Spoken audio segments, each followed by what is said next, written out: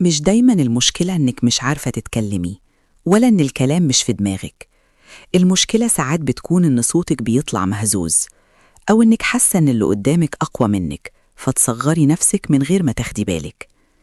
مع إن الحقيقة بسيطة جدا، الثقة مش صوت عالي ولا كلام كتير ولا محاولة تثبتي أي حاجة لحد. الثقة إنك تبقي ثابتة، فاهمة انت مين، وعارفة إن كلامك ليه وزن حتى لو كان قليل. النهاردة هنتكلم عن إزاي تبقي واثقة وانت بتتكلمي مع أي شخص من غير توتر، من غير تلعثم، ومن غير إحساس إنك أقل من أي حد. قبل ما نكمل، لو الكلام ده لمسك أو حسيتي إنه بيحصل معاكي فعلا، اعملي لايك دلوقتي واشتركي في القناة، مش علشاني، علشان كل فيديو جديد يوصلك خطوة خطوة يقوي ثقتك بنفسك. صوتك أول رسالة عنك.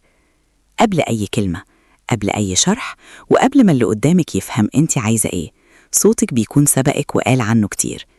بيقول أنت مطمنة ولا قلقانة، واثقة ولا مترددة، واقفة على أرضك ولا مهزوزة. في بنات فاكرة إن الثقة معناها صوت عالي أو حدة أو فرض رأي، بس الحقيقة إن الثقة ملهاش شكل واحد، الثقة ليها إحساس. لما صوتك يطلع هادي وثابت، مش مستعجل ولا مكسور، اللي قدامك بيحس إنك فاهمة حتى قبل ما يسمع التفاصيل. الصوت الواطي مش ضعف، والصوت العالي مش دايما قوة. القوة الحقيقية إن صوتك يطلع من حتة مطمنة جواكي. بطلي تعتذري عن كلامك. كتير مننا أول ما يتكلم يحس إنه لازم يعتذر، معلش يمكن أكون غلطانة، مش عارفة أقول صح ولا لأ. الكلمات دي بتطلع من خوف مش من قلة عقل، حتى لو كلامك صح 100%. لما تثقي في اللي بتقوليه، مش محتاجة تزودي شرح ولا تبرير ولا تعيدي الجملة أكتر من مرة. قولي اللي عندك وسيبي صوتك يوصل الإحساس. افتكري، اللي قدامك بيحس نبرة كلامك أكتر ما بيحلل الجملة نفسها. سرعتك، سكتتك، هدوءك، كل ده بيحكي عنك. الثقة تبدأ من جسمك. الناس فاكرة إن الكلام هو الأساس، بس الحقيقة جسمك بيتكلم قبلك بكتير.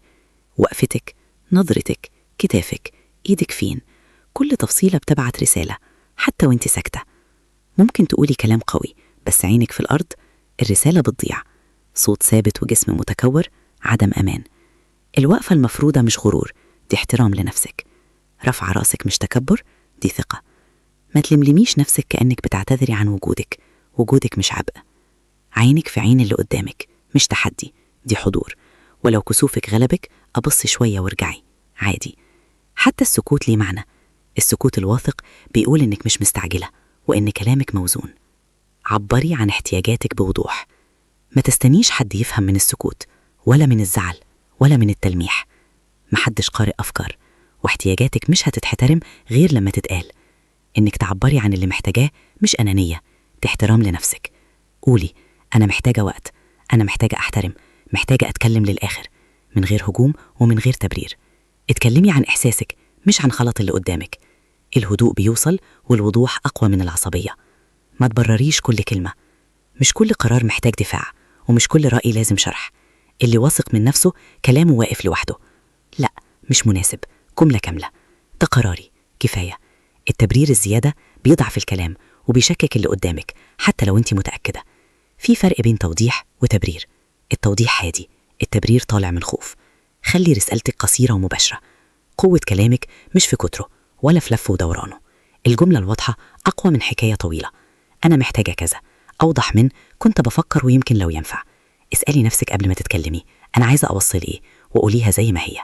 الثقة مش حاجة بنلبسها فجأة ولا كلمات محفوظة. الثقة بتبان في صوتك، في وقفتك، في وضوحك، وفي إنك تقولي اللي عندك من غير خوف ولا تبرير. أنت مش محتاجة تبقي أعلى صوت ولا أطول شرح. أنت محتاجة تبقي حقيقية، واضحة، واثقة في نفسك. ولما تثقي في نفسك، كلامك هيتصدق حتى قبل ما يتسمع. لو حسيتي إن الفيديو ده فادك، ما تنسيش تعملي لايك واشتركي في القناة علشان كل فيديو جديد يوصلك، وسيبيلي تعليق تقولي رأيك أو تجربتك. أنا فعلا مهتمة أعرف إحساسك.